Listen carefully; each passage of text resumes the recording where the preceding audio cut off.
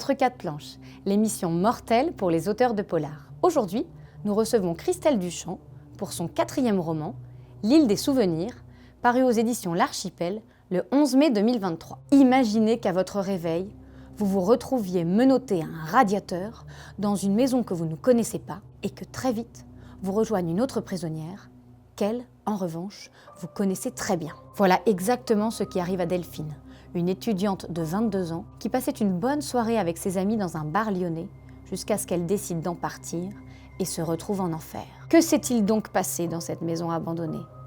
Delphine ne s'en souvient guère. Pour résister face à l'horreur, sa mémoire a tout effacé. Il faudra l'aide d'un profileur et d'une psychotraumatologue pour qu'elle retrouve ses souvenirs douloureux et que l'enquête puisse avancer. Le capitaine Romain Mandier n'est pas au bout de ses surprises.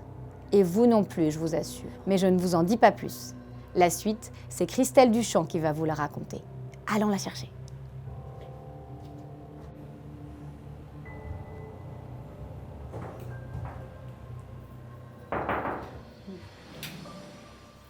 Bonjour Christelle Duchamp. Bonjour Amélie.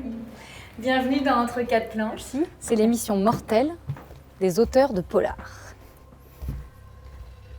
Waouh. Dans le prélude de votre roman, vous dites qu'il ne faut pas demander si ça va. Ouais, là ça va pas très bien apparemment. Allez, suivez-moi. Allez Christelle, asseyons-nous. Je me demandais, Christelle, est-ce que vous imaginiez un jour tuer autant de gens comme vous le faites dans vos polars? Non, vraiment pas. Surtout que je suis vraiment une personne, je pense, gentille, bienveillante, sociable. Oui. Donc non, vraiment, je n'aurais jamais imaginé tuer autant de gens. Et est-ce que vous avez une idée du nombre de personnages que vous avez assassinés depuis Délivre-nous du mal? C'est une grande question parce qu'il y a tout un village qui décède. Donc, enfin, pas tout un village, mais un grand nombre de... Donc non, j'ai pas d'idée, non. Mais il faudrait que je tienne les comptes. Oui, parce que là, je vois que vous ne les tenez pas. Non. Pour parler de ce roman-ci, L'île des souvenirs, je me suis demandé en préparant cette rencontre si vous aviez eu de la peine à faire souffrir Delphine et Maëlys d'une terrible façon que je ne divulgagerai sûrement pas ici. Oui, quelque part, c'est l'ambiguïté d'être auteur de polar, d'être autrice de polar, c'est que on doit faire souffrir parce qu'on écrit du roman noir, donc hélas, la souffrance passe aussi par là. Et en même temps, on s'attache à nos personnages. Et on n'a pas envie de les faire souffrir. C'est pas une partie de plaisir. C'est pas forcément une partie de plaisir. Mais moi qui suis là aussi pour délivrer un message, non seulement un message non seulement du divertissement, parce que le polar c'est aussi du divertissement, mais aussi souvent un message sociétal. Du coup, ça me fait d'autant plus de peine de tuer mes personnages. Ouais. Mais il le faut parfois, il faut être rude, il faut être méchant pour savoir porter des messages en fait. Vous tuez des gens, Christelle, vous tuez des personnages. Mais est-ce que vous pensez souvent à votre propre mort? Tout le temps. C'est vrai? Ouais, tout le temps. Alors, je travaille là-dessus. Hein. Donc et puis, la mort de mes proches aussi. Mais c'est vrai qu'à la mienne, tout le temps, ouais. Et je crois que l'écriture de polar, c'est aussi une façon d'exorciser la notion de mort. Et d'en faire, on disait tout à l'heure, on parlait de divertissement, là, d'en faire une sorte de fiction, de divertissement, c'est aussi mettre de la distance avec la notion de mort. Vous diriez que votre mort, elle vous angoisse ou plutôt qu'elle vous fascine? Non, elle m'angoisse. Non, la notion de fin et la notion, fin FIN, et la notion du plus rien après en fait. De se dire mais finalement tout ce qu'on fait c'est un petit peu vain. Bon, c'est très triste tout ça, on va passer à autre chose. Est-ce que vous avez déjà pris vos dispositions?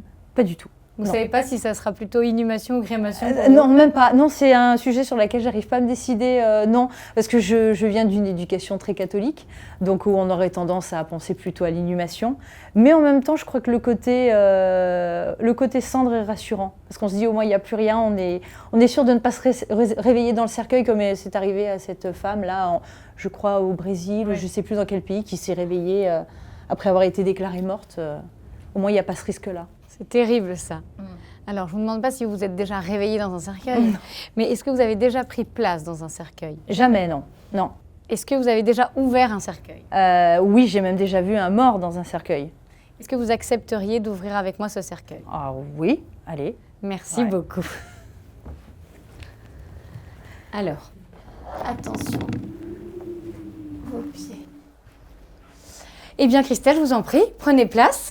Mais d'accord, carrément. Prenez place dans notre cercueil. On va essayer de se mettre à l'aise. Hein. Mettez-vous à l'aise. C'est pas forcément facile. Hein. Vous voilà entre quatre planches. Allez, ouais. Voilà. Nickel, j'ai l'impression d'être dans la barque de l'île des souvenirs. Ah bah oui, c'est parfait. Christelle, l'heure de notre interview mortelle a sonné. Vous arrive-t-il souvent de faire la morte? Je veux dire par là, de ne plus donner de nouvelles.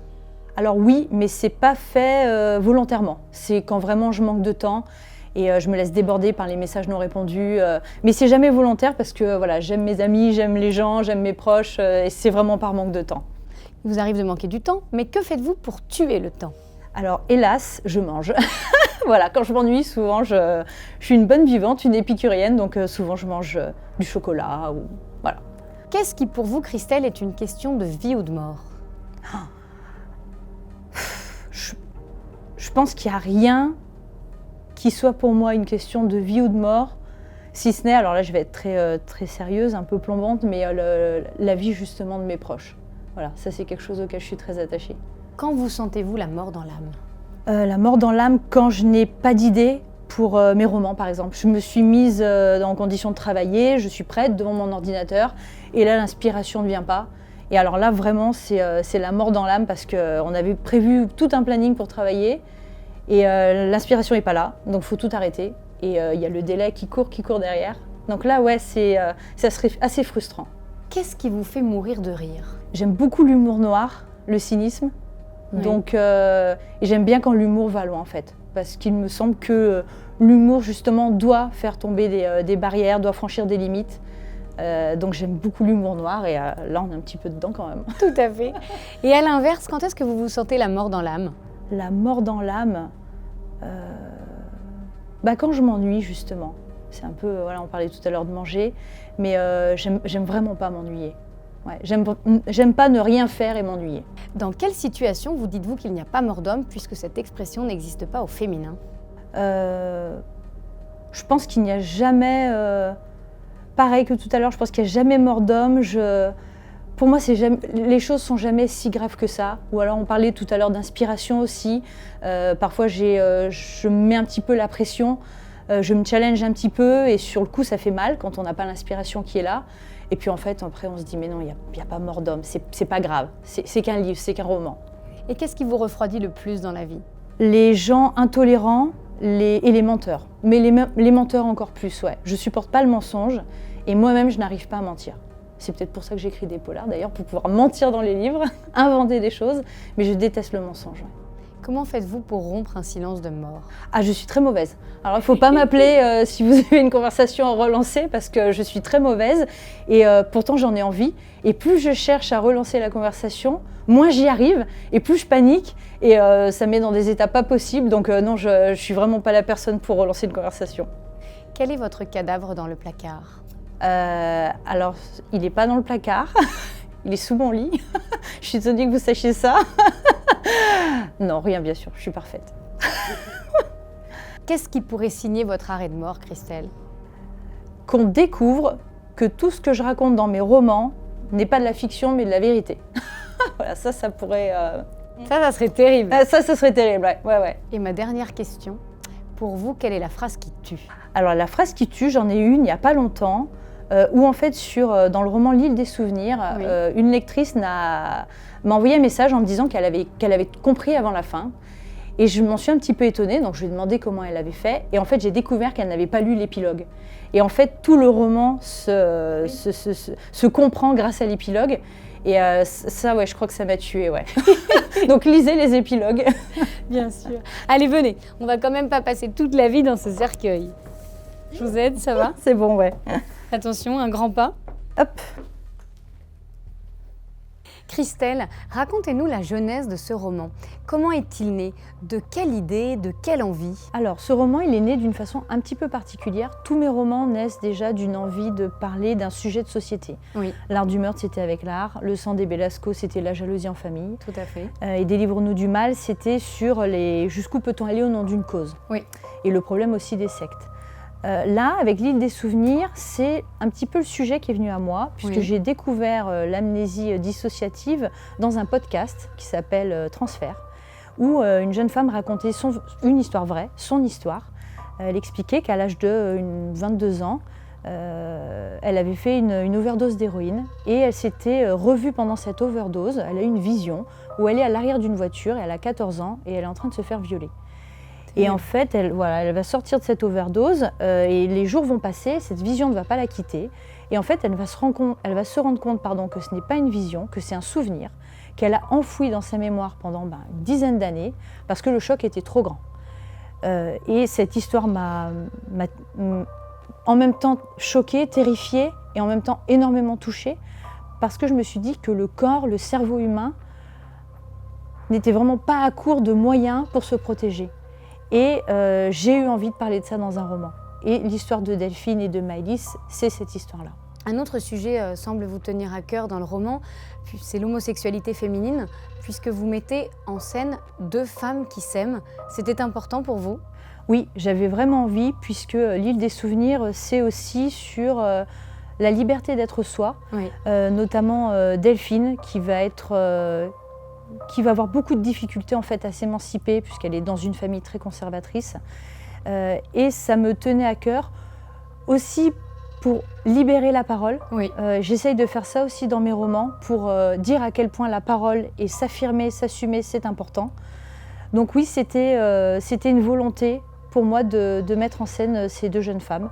Et puis pourquoi pas finalement, c'est vrai qu'on a souvent des couples hétérosexuels et je me suis dit pourquoi ne pas finalement mettre au centre d'une intrigue un couple homosexuel. Tout à fait, puis c'est important que tout le monde puisse se retrouver ainsi dans votre polar. Et c'est exactement ça, voilà. Vous avez placé, Christelle, en exergue de chaque partie de votre roman des citations extraites de différents ouvrages de Freud, qui sert de fil rouge d'ailleurs à votre livre. Est-ce que c'était pour vous une manière de montrer qu'au fond, polar et psychanalyse peuvent faire bon ménage ? Oui, on sait déjà que polar et psychologie font bon ménage, puisqu'on parle même de thriller psychologique. Oui. Donc la terminologie est inscrite dans le milieu, dans les codes du roman noir. Mais la psychanalyse, oui, c'était très important pour moi, puisque j'aime bien... à travers mes romans, j'aime bien analyser aussi analyser, c'est un grand mot, je n'aurais pas cette prétention-là, mais j'aime bien décortiquer un petit peu les gens et même le genre humain. Donc pour moi, c'était du pain béni avec Freud, de creuser via la psychanalyse, de creuser dans mes personnages en fait. Votre roman, Christelle, s'enracine dans une pathologie très particulière dont vous nous avez déjà parlé tout à l'heure, l'amnésie dissociative. Qu'est-ce qui vous intéressait au fond avec ce sujet ? En quoi est-ce qu'il est fécond d'un point de vue romanesque pour l'autrice de polar que vous êtes ? C'est vrai que la notion de mémoire et de souvenir, elle est toujours très intéressante en polar, puisque justement, tout le mécanisme d'un polar et même d'une enquête, sans parler de fiction, même d'une enquête, repose justement sur les témoignages, sur qu'est-ce qu'on a vu, qu'est-ce qu'on a entendu, le souvenir, la mémoire. Donc, que ce souvenir et cette mémoire soient défaillants, c'est justement un terreau hyper fertile pour une intrigue, puisque justement c'est la faille dans les souvenirs des personnages qui vont permettre à l'intrigue de s'enraciner. Donc c'était un moyen hyper intéressant pour moi de construire un polar. Puisqu'on a justement donc, une des 2 protagonistes qui va avoir une amnésie dissociative donc, suite à un choc traumatique. Elle va avoir une partie de ses souvenirs, une partie de sa mémoire qui va être effacée pendant un temps. Les souvenirs ne sont pas perdus, ils sont juste stockés et inaccessibles. Et puis ils vont rejaillir. Exactement, ils vont rejaillir. Et donc c'était intéressant de montrer comment une équipe peut aussi, avec les victimes, utiliser différentes méthodes pour mener l'enquête. Puisque là, justement, ils vont s'entourer de profilers, de psychotraumatologues. Donc, on n'a pas, entre guillemets, qu'un légiste, une équipe de policiers. On a aussi d'autres acteurs qui prennent la parole.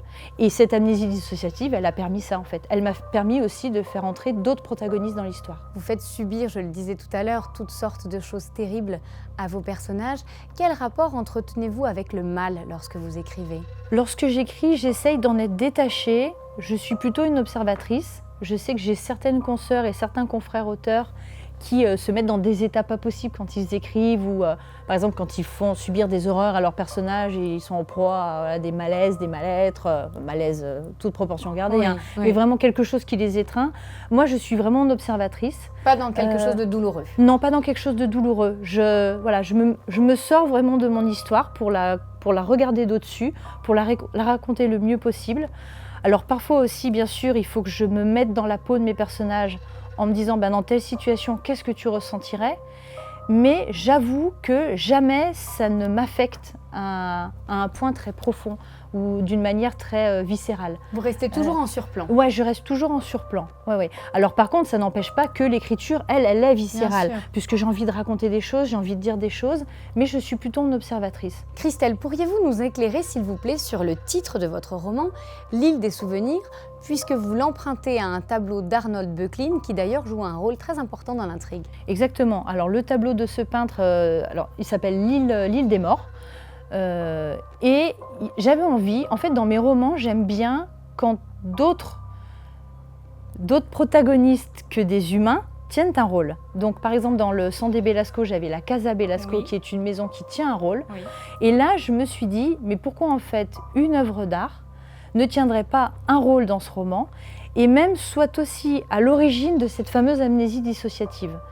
J'ai cherché un petit peu une œuvre d'art, alors déjà que j'aimais, qui me plaisait, et l'île des morts, elle s'est vite imposée par toute la métaphore qu'elle abrite, justement ce passage entre la vie et la mort, et aussi il existe énormément en fait de réinterprétations de cette œuvre.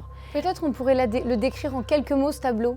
Alors ce tableau, c'est une barque avec une forme blanche dans un linceul, une personne à l'arrière qui pagaie, et cette barque est sur des flots plutôt lisses, et elle se dirige vers une île qui est assez... Vous avez repris un petit peu d'ailleurs. Exactement, ouais. Le graphiste, qui est mon conjoint d'ailleurs, Éric Barge, a fait une variation de cette île des morts, alors avec du coup des petites modifications, puisque là on a les deux protagonistes du roman qui sont dans la barque. Avec aussi une petite serrure dans le coin de l'île, puisque justement c'est la serrure avec la clé pour accéder aux souvenirs. Donc une interprétation libre de cette œuvre qui a déjà connu moult interprétations, parce qu'elle est excessivement métaphorique. Parce que finalement, on peut se demander où vont ces gens, qu'est-ce qui se passe sur cette île, et ce tableau L'île des morts était hyper fertile pour mon imagination en fait. Et vous en avez fait de grandes et trépidantes choses qu'on découvre en le lisant. Si vous deviez emporter, Christelle, un livre dans l'au-delà qui vous a particulièrement marqué, ce serait lequel? Un polar? Un polar, alors j'en parle souvent, mais je vais me répéter, ce serait Les rivières pourpres de Jean-Christophe Granger, puisque c'est le roman qui m'a donné envie d'écrire. Donc je ne l'ai jamais relu depuis. C'était en quelle année vous l'avez découvert? Alors je ne sais plus exactement quelle année, mais c'était j'avais 15 ans, pardon. Donc j'étais quand même assez jeune pour lire quelque chose d'assez costaud, niveau violence. Et ça a été vraiment un choc littéraire. Et je me suis dit, c'est exactement ce que je veux faire un jour. J'ai envie d'écrire et de procurer des sensations pareilles au lecteur. J'ai trouvé ça formidable. Et c'est un petit peu mon livre totem. Je ne l'ai jamais relu depuis. J'ai vraiment peur de le relire parce que si je suis déçue, je préfère garder le souvenir que j'en ai. Intact, mais ce serait celui-là. Eh ben, un grand merci Christelle. Merci Amélie. Est-ce que vous accepteriez, avant qu'on se quitte, de nous laisser un petit mot dans notre registre du souvenir, ce qui nous permettrait de garder un souvenir éternel de notre rencontre mortelle? Ça marche. Voilà, tenez.